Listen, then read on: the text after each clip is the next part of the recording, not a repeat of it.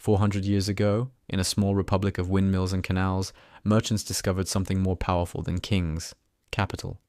They built a machine that could cross oceans without armies, conquer nations without wars, and outlive every empire that tried to control it. It started with a simple charter.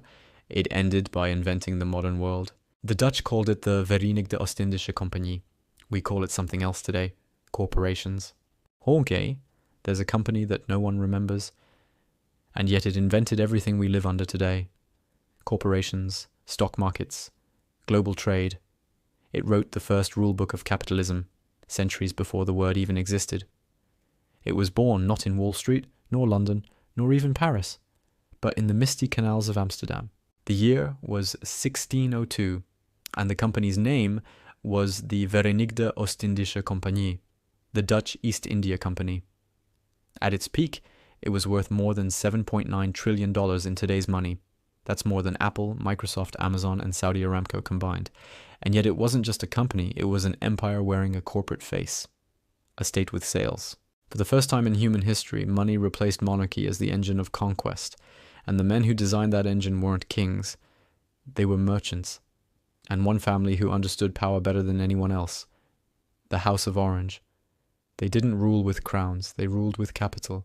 And from that quiet revolution, a new world was born.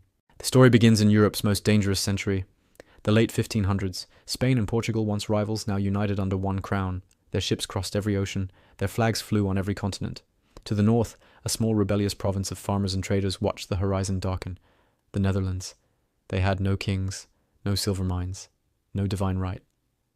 What they had was desperation and a genius for numbers. In 1580, Spain's empire swallowed Portugal. With that, it inherited all of Portugal's colonies in Asia, Africa, and the Americas. The map turned crimson. Every spice route, every harbor, every sea lane now answered to Madrid. And for the Dutch, that meant one thing: extinction. They couldn't outfight Spain, but they could outfinance it. So they built a new kind of weapon, one that fired contracts instead of cannons. A company owned by the people, but serving the state. A public-private machine of trade, war, and profit. That weapon would change the world forever. The VOC was born from 7 small trading ventures that had been bleeding each other dry. In 1602, they merged under a single charter granted by the Dutch Republic, and the words on that parchment were revolutionary. For the first time, investors could buy shares in an imperial enterprise. They could finance voyages to Asia and share in the spoils when those ships returned. Risk divided, reward multiplied. The first joint stock company, the first IPO, the first secondary market. Ordinary citizens could now buy a slice of empire, and the more they bought, the more powerful the company became. Within a decade, Amsterdam's canals glittered with gold. Merchants poured fortunes into the VOC's coffers. Ships left for Asia carrying guns, silver, and paper promises, and returned with silk, sugar, and profit margins that defied imagination. But behind the trading ledgers and the fragrant cargoes lay something far deeper. A new architecture of power. For the first time, wealth was detached from land, from birth, from bloodlines. It could move, it could multiply, it could be owned by anyone, or controlled by a few. And watching this transformation from the balconies of The Hague was a dynasty about to reinvent itself, the House of Orange-Nassau. The Oranges were nobles without a throne, a family with titles but no territory. They had ruled armies, not markets. But the world was changing. Gunpowder had given way to gold. To survive, they adapted. They invested in ships instead of castles, in dividends instead of tithes. Their power was no longer hereditary. It was financial. They didn't command the VOC, but they bankrolled it, and by doing so, they attached their legacy to the most profitable machine in history. The merchants ran the operations, but the House of Orange controlled the heartbeat, capital. When William IV and William V became stadholders, presidents of both the Dutch East and West India companies, the line between business and state disappeared entirely. For the first time, a private corporation held sovereign power. It could wage war, sign treaties, coin money, and rule territories thousands of miles away. And every one of those actions paid dividends.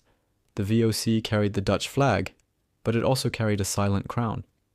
Its fleets patrolled from the Persian Gulf to Japan. Its soldiers garrisoned forts in Ceylon, Java, and Bengal. Its charter granted it the right to conquer, colonize, and govern, not on behalf of a king, but of its shareholders. It was capitalism's first empire. By 1619, the VOC had seized the Javanese port of Jayakarta and renamed it Batavia, the ancient Latin name of the Netherlands. From there, it ruled the Indonesian archipelago for 3 centuries. The city became its beating heart, the headquarters of a commercial state. 1 million people would eventually sail under its flag, across oceans chasing profits that could vanish in a single storm. They weren't soldiers of a nation, they were employees of a balance sheet. And that balance sheet soon eclipsed nations themselves. By the mid-17th century, the VOC's valuation dwarfed the GDP of most European powers. It fielded a private navy of 150 ships. It commanded 10,000 soldiers. It employed more than 50,000 people worldwide, and every one of them answered not to a king, but to a boardroom in Amsterdam. This was the first time in history that a company could start wars, depose rulers, and redraw maps. It wasn't a subject of the state, it was the state. And that's where capitalism's true origin lies. Not in competition, but in conquest. Not in innovation, but in administration. The VOC didn't just sell spices, it sold a system. A template for global corporate power that would outlive every empire it touched. But as every empire learns, power has a cost. And the Dutch were about to discover that the pursuit of profit has a shadow. Every empire begins with a story. The Dutch told theirs through ledgers, not legends. They called it trade. But the people who lived under it called it something else. Conquest. Behind every gilded ledger in Amsterdam was a battlefield thousands of miles away. And behind every dividend was blood, because while the VOC pioneered finance, it also perfected exploitation. It wasn't just buying spices, it was rewriting how domination worked, with a pen instead of a sword. 1610. The company establishes its first base in the East Indies on the island of Java. Within a decade, it seizes Jakarta, renames it Batavia, and begins its quiet empire. The model was simple. The model: control the ports, control the seas, control the world. But to control trade, you had to eliminate competition, and the VOC didn't negotiate with rivals. It erased them. In 1621, on the Banda Islands, Dutch soldiers massacred almost the entire local population. The survivors were enslaved and Dutch settlers replaced them, all to secure one thing: nutmeg. A spice so rare it could buy a house in Amsterdam with a single sack. The VOC ruled by contracts, yes. But when contracts failed, it ruled by cannon. Yet back home, in Amsterdam, the violence was invisible. All the city saw were profits, and the birth of something dazzling: the world's first stock exchange. In 1602, the VOC issued its first shares to the public. It was an idea as radical as it was dangerous. For the first time, citizens could fund imperial expansion and profit from it without ever leaving home. They could buy empire from a desk and sell it the next day. The Amsterdam Stock Exchange became a living organism, the heart of a new financial species. Merchants traded shares, bet on voyages, insured ships, and speculated on prices that shifted with the tides. A system of paper wealth, expanding faster than any kingdom could. And at its core lay the one legal invention that made the modern world possible: limited liability. If a ship sank, investors lost only what they had paid in, not their homes, not their families. Risk was now containable, calculable, and transferable. It made people fearless. The VOC had built not only a corporate empire, but also the psychological foundation of capitalism: confidence. Confidence creates investment. Investment creates expansion. Expansion creates empire. And the Dutch mastered this loop. By the late 1600s, VOC shares were the hottest asset in Europe. They'd multiplied tenfold since their first issue. Dutch citizens, from bakers to widows, held slices of global trade. And with each dividend payment, the illusion deepened that capitalism was prosperity without consequence. But the House of Orange saw the real game. Because the VOC didn't just make investors rich, it made governments dependent. Its taxes funded the Dutch navy, its ships projected the Republic's power, its influence reached into Parliament itself, and as the merchant class grew wealthy, the balance of power in the Netherlands shifted. The House of Orange had once ruled through armies and alliances, now they ruled through the market. Their leverage wasn't military anymore. It was financial.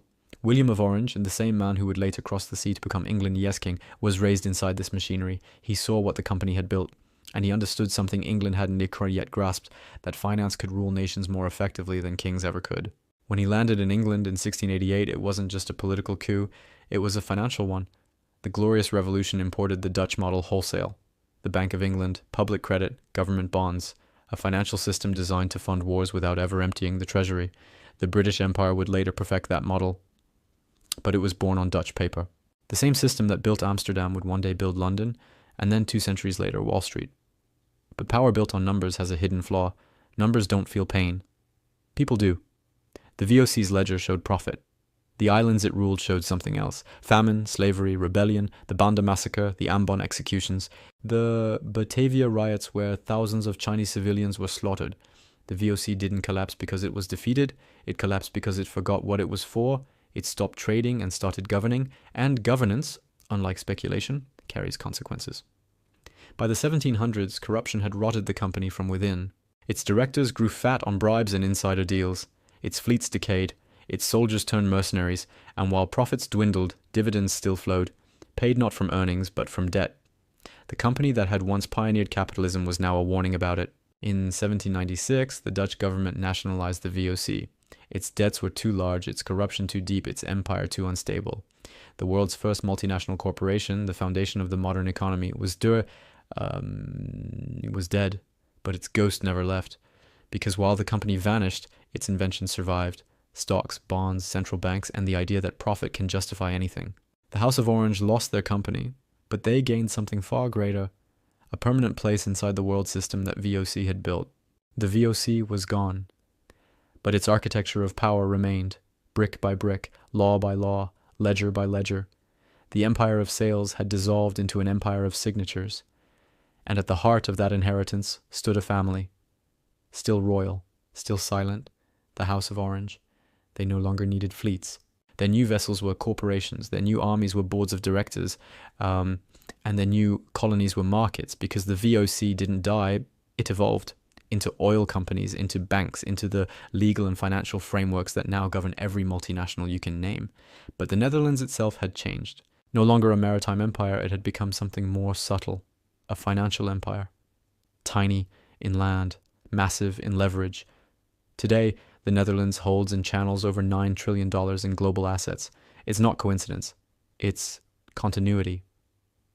The VOC didn't just invent the stock exchange.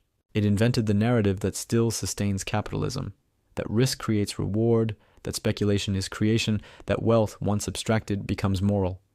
That story, not the company, is what truly conquered the world. By the time the company collapsed in 1796, its methods had already infected the system. Governments borrowed its tools, banks copied its ledgers, and in every version the same truth remained. Capital doesn't die, it mutates. The House of Orange understood that better than anyone. They survived every revolution, every market crash by shifting from crown to corporation, from palace to portfolio. And so today, 4 centuries later, the Dutch Empire lives on. Not in colonies or conquest, but in contracts. The ghost of the VOC still sails not on oceans and boo, but through balance sheets, treaties, and the algorithms of global finance, the same mechanisms that built the Dutch Empire, joint stock ownership, limited liability, debt-financed expansion, have become the operating system of the world. In the 16th century, power was visible. A crown, a scepter, a throne. Today, it's invisible. An index fund, a shell company, a derivative contract. But the principle is the same. Those who control capital control civilization. Who rules when the rulers are invisible? The system rules itself. The seas have calmed, the ships are gone, but the empire sails on. In silence, in spreadsheets, in the unseen hands of capital. The Dutch East India Company is long dead, but its creation, capitalism, is very much alive. And maybe the truest legacy of the House of Orange isn't royalty at all. It's the realization that the crown can be invisible and still rule the world.